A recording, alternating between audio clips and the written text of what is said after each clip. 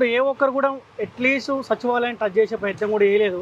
అంటే మీరు ఇంతమంది రాష్ట్ర వ్యాప్తంగా నిరుద్యోగులందరూ ఏకమవుతారు, ఖచ్చితంగా సచివాలయాన్ని ముట్టడిస్తామన్న మాట మీరు చెప్పారు. అంటే మీరు కూడా ఒక పకడ్బందీ ప్లాన్ తోటి ఉండాలి కదా. అంటే పోలీసులు వాళ్ళు అరెస్ట్ చేసే ప్రయత్నంలో వాళ్ళు ఉంటారు, మీరు కూడా ఒక పకడ్బందీ ప్లాన్ తోటి సచివాలయాన్ని ముట్టడించే ప్రయత్నంలో మీరు విఫలమయ్యారు అనుకోవచ్చా?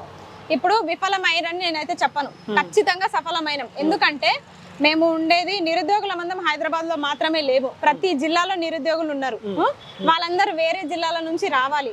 వాళ్ళు వచ్చేసరికి బస్సులలో మరి పోలీస్ స్టేషన్ వాళ్ళకి నియర్ బై పోలీస్ స్టేషన్స్ ఉంటాయి కదా వాళ్ళ జిల్లాలో కూడా, అక్కడ వాళ్ళని అక్కడనే కట్టుదిడ్డం చేసేసిరు, జిల్లాల వారిగా వాళ్ళని అక్కడనే అరెస్టులు చేసిరు.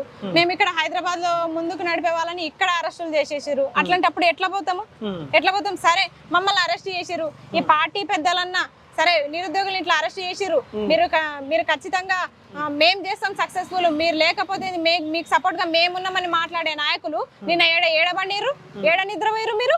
మరి మీరు నిన్న ఎందుకు రాలేదు? మరి మీ మొత్తం మీ సట్టును తీసుకొని ఎందుకు రాలేదు? మీ కార్యకర్తలను తీసుకొని మీరు ఎందుకు రాలేదు? మరి మీరు పోవచ్చు కదా.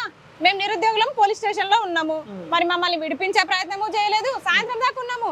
ఇంకొకటి, ఎవరి కార్యకర్తల్ని వాళ్ళు ఏ పార్టీ వాళ్ళని విడిపించుకున్నారు, మేము మాత్రమే నిరుద్యోగులం సాయంత్రం దాకా పోలీస్ స్టేషన్ లో ఉన్నాం. మరి సాయంత్రం దాకా ఉన్నోళ్ళే నిరుద్యోగులు. ఇప్పటికైనా సిగ్గు రావాలి కదా ఈ ప్రభుత్వానికి.